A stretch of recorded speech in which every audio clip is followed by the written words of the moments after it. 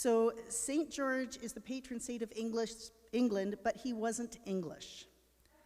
He was born in the 3rd century AD in Cappadocia, which is in modern-day Turkey.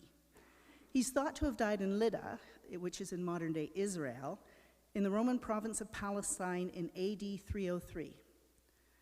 It's believed that his tomb is in Lod, which was a center for Christian pilgrimage.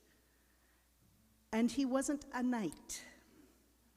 So he's often depicted in popular culture as a knight in shining armor, but the truth is much less fanciful. George was depicted from the 11th century as a chivalric knight, or a warrior on horseback. But it's more likely that he was an officer in the Roman army. And he was a martyr. Like many saints, he died for his Christian faith.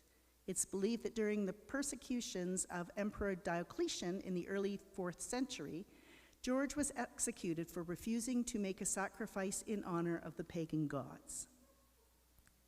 And of course, as we said, he never visited England. But he has a reputation for virtue and holiness spread across Europe, and his feast day, April 23rd, was celebrated in England from the 9th century onward. He became popular with English kings. Edward I had banners bearing the emblem of St. George, which is a red cross on a white background up there. We also have one in the chapel. And Edward III had a strong interest in the saint and owned a relic of his blood. St. George Cross was not used to represent England until the reign of Henry VIII, though.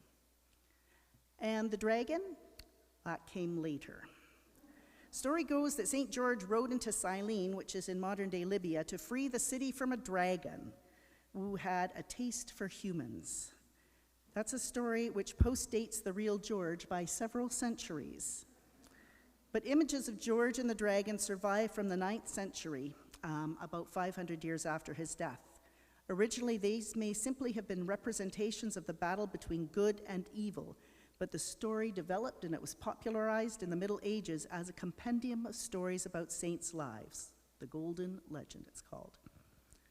And many countries have St. George as their patron saint, not just England.